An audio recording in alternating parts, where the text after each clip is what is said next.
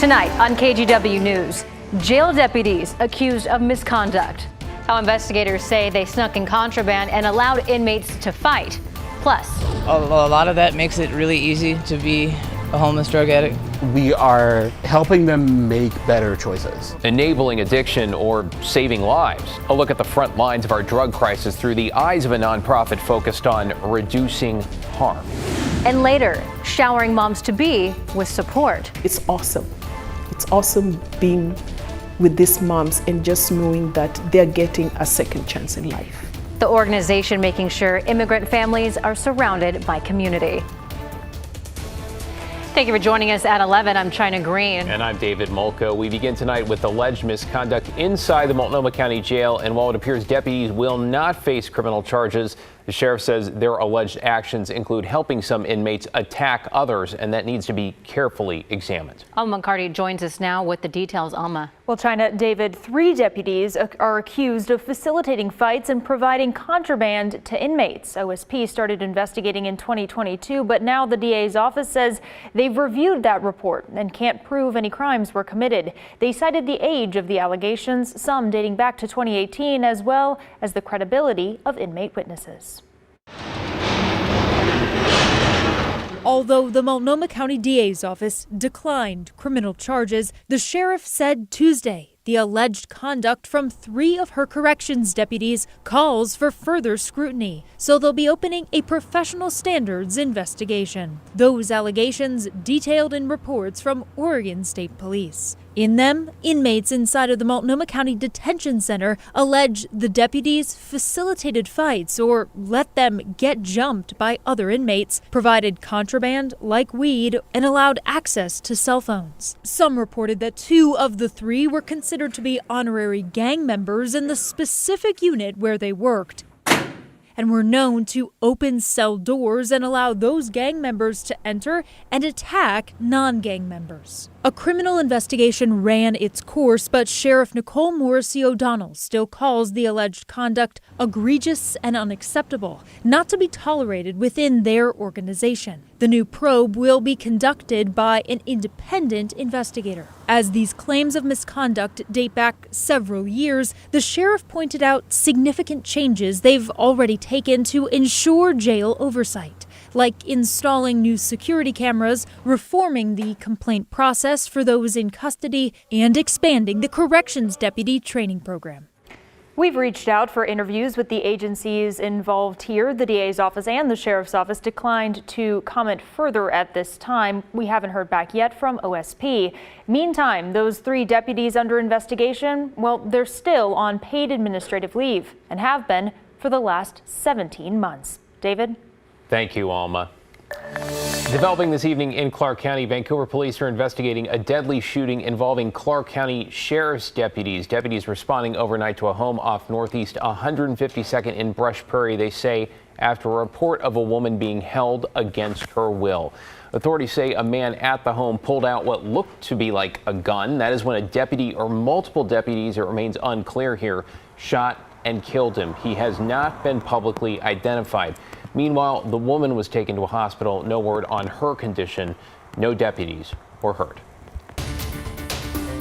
Just into the newsroom tonight, the Portland Public School Board voted to move forward with the sale of its district headquarters. This is part of a long-planned effort to revitalize the lower Albina neighborhood. That's where hundreds of black families were displaced by the building of I-5, Veterans Memorial Coliseum, and the PPS headquarters. The district plans to sell the existing site to nonprofit Albina Vision Trust in exchange for their help finding new buildings for PPS offices. Tonight's resolution directs district leadership to find a new headquarters within the next year. Well, gun violence has been a problem in Portland in recent years, but city leaders today said they're seeing some success. During a council meeting, leaders announced gun violence in the Rose City declined 22% last year. That's more than double the goal laid out by the mayor in 2022 when he declared a gun violence state of emergency. The largest decline in the homicide victim rate was among black Portlanders. That rate dropped 28%. That represents 11 lives saved. Chair of an advisory group that works with the mayor's office and police bureau called this trend promising. it means we actually can create strategies and models that don't add harm to the community and actually reduce crime. So when you talk about that heavy hand, they're not supposed to come in with the heavy hand. And we see that taking that heavy hand off, but still believing in enforcement and accountability has actually worked. One of the community programs adopted last year is called Cease Fire. It helps identify people who are at the highest risk of gun violence, establishes a relationship with them, and offers them support programs. Let's get you caught up on tonight's other headlines. Authorities are looking for 3 19-year-olds they say escaped from the McLaren Youth Correctional Facility in Woodburn. The facility says all 3 got away around 9 Sunday night. State police say Angel Diaz-Barrera on the left and Julian Diaz-Navarro in the middle are from Salem. Xavier Swim on the right there is from Portland. If you see them or know where they are, you're asked to call 911.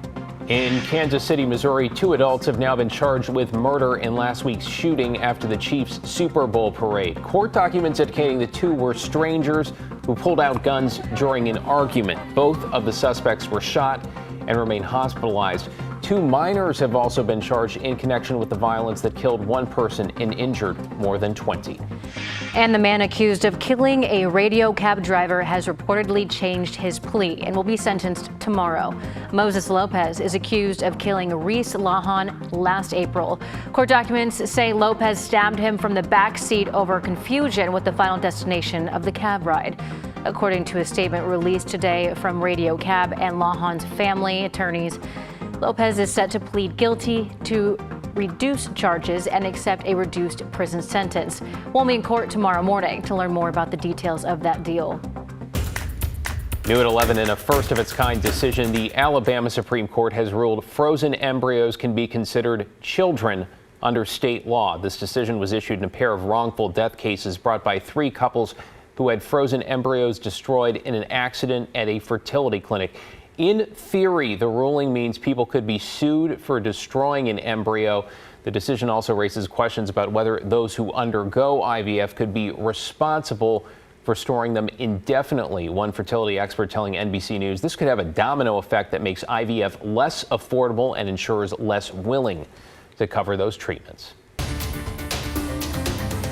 Tonight, the Multnomah County Chair is pushing back on a request to once again change requirements for how ambulances are staffed and threatening to hit the provider AMR with another $1.6 million in fines. Evan Watson has the latest in the saga around slow response times. Chair Vega Peterson is doubling down, and this standoff continues. Ambulance provider AMR, Portland Fire, Gresham Fire, East County mayors, and others have all asked Vega Peterson to allow the pairing of 1 paramedic and 1 EMT on ambulances. Right now, Multnomah County requires 2 paramedics. Vega Peterson said she won't lower the Multnomah County EMS standards because of AMR's failure to meet response time benchmarks. She blamed AMR for late responses, saying the company hasn't done enough to bring in more paramedics despite the national paramedic shortage. She threatened additional fines and said changing the model would put more burden on fire departments. She also wants AMR to subcontract with other ambulance providers now. But the only way that we are going to truly solve this crisis is by trusting medical experts and by holding AMR accountable. AMR, Multnomah County's ambulance services contractor, likes to make these problems seem simple or the solutions sound easy. They aren't, and they all have costs. For more than a year, ambulance crews in Multnomah County have frequently arrived late to 911 calls. AMR sent a formal proposal to the county last week saying it could fix response times within 3 months if allowed to pair EMTs with paramedics. The company said it would be a temporary change until there are more paramedics available to hire. Vega Peterson says not so much. Now to an update on a section of downtown Portland seeing more than its fair share of the drug crisis. Today we learned about the harm reduction efforts going on near Southwest Jefferson and Park. It's a spot where police say they are constantly seeing drug deals and drug use. We talked to a volunteer with the Portland's People's Outreach Project, more commonly known as PPOP. The small nonprofit hands out survival gear for homeless people, along with tools for using drugs, including fentanyl foil. We have always gone to the places where people are rather than the other way around. A lot of that makes it really easy to be a homeless drug addict. We are helping them make better choices. The group is funded in part by Measure 110, but they also rely on donations. Multnomah County does support similar harm reduction efforts, though they tell us they do not fund PPOP. Back in July, the county stopped handing out safe smoking supplies to fentanyl users after backlash from city leaders. Still ahead at 11, a tribal police officer saves a man from drowning. Why he's being called a hero twice in one day. Plus, new to the Northwest and to an American tradition. Why throwing a baby shower for these moms-to-be is all about creating community and confidence. Well, speaking of showers, we got plenty of them out there right now. Here's Newport, and it's raining pretty good. Lots of showers in the forecast overnight and tomorrow, but then we get a break. After that, we'll talk about next week. It gets cold once again.